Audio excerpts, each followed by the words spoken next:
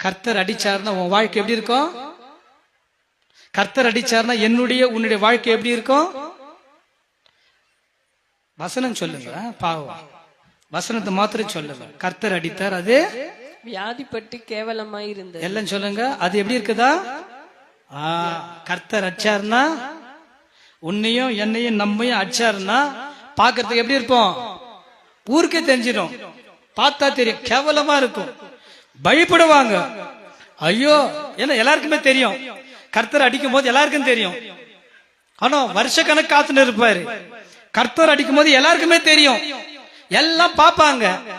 ஐயோ, இந்த மாதிரி நோய் வந்துடக்கூடாதுப்பா, இந்த மாதிரி யாரும் இந்த மாதிரி பாடுபடக்கூடாதுப்பா, ஐயோ இந்த மாதிரி உபத்திரம் யாருக்கும் வரக்கூடாதுப்பா, துரோகி கூட விரோதி கூட வரக்கூடாதுப்பான்னு கதறுகிற அளவுக்கு அடிப்பார்.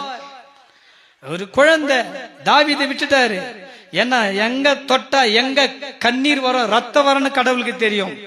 புரியுதுங்களா? ஒரு குடும்பத்துல யார தொட்டா அந்த குடும்பமே அதிரும். அந்த பிசாசுக்கும் தெரியும், கடவுளுக்கும் தெரியும். புரியுதா? கர்த்தர் அடிச்சாராம், அது கேவலமா இருக்கு.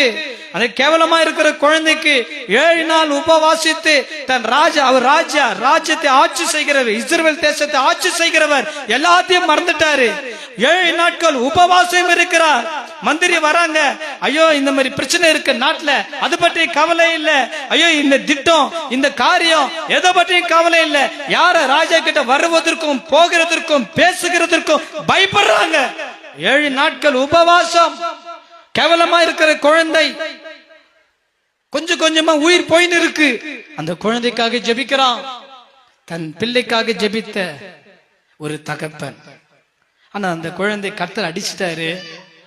அது தேவையில்லை, அது தவறுன்னு கர்த்தர் பார்த்ததுனால அடிச்சு தன் பக்கமா சேர்த்துக்கிற அந்த குழந்தைய எடுத்துக்கினார் தன் பிள்ளைக்காக. நம்ம பிள்ளைங்களுக்கு ஜெபம் பண்றோமா?